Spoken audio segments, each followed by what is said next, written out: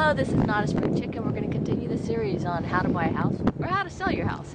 One of the things we've primarily been talking about, besides the housing market, is what to do to fix up your house to sell it, or what to look out for when you're buying a house as to what improvements have been made.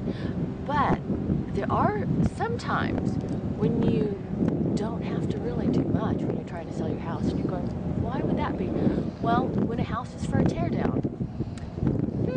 So how would you know when it's for a tear down?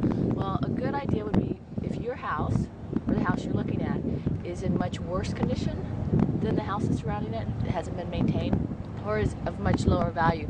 For example, all the other houses around it have been improved substantially, and it's very, very obvious, and maybe your house, is just a little house compared to the big houses. Those are situations where people would buy your house, not so much for the house, but for the lot value. So, when they buy the house, they, might forget about doing termite inspections and all the other inspections, because their intention was never the house, but for the lot. So that's one of the few situations where you don't want to, go ahead and do those cosmetic improvements. But for the most part, if you're trying to sell your house, it's probably a good idea, because what you do to improve it and make it look better is a reflection of how well you have probably maintained the house. For example, one of the houses in my neighborhood that I've seen, they're selling the house, and it's been put on the market, it's been priced as, a house that's in decent condition, but there's a hole in the roof, and they're trying to sell it.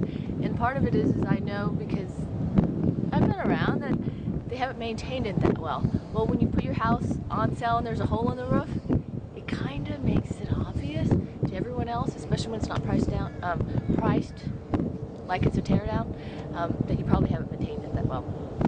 Another thing about housing and housing prices is a lot of people are rather frustrated because the housing market has gone down.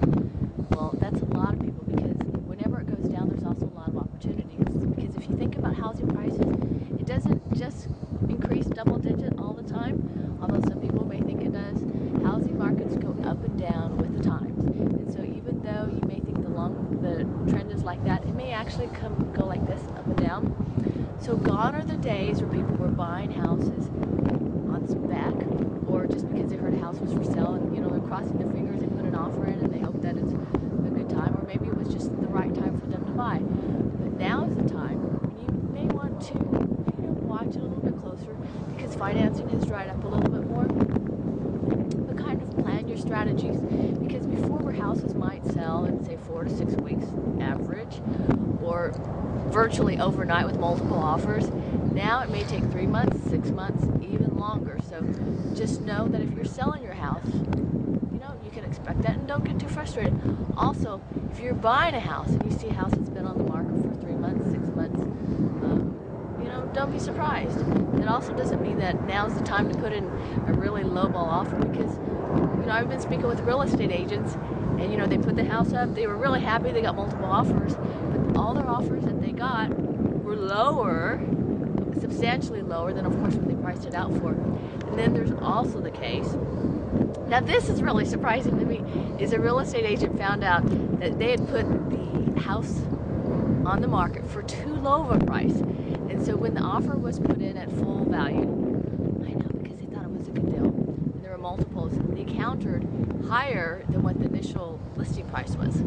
So, now's the time. Be happy with what you have. Be ready to wait it out a little bit longer. And there is also the other opportunity, is that if you have money coming in, you're stable, everything looks really well, and you've lost money on your house, it may be the time to get another house that has lost more. Yeah, you did hear that correctly. Change from your house you have to a bigger house, because that house, percentages are right, may have lost more than yours. So on the upswing, it will also gain more than yours. So for now, this is Notaspringchick on how to buy or sell a house.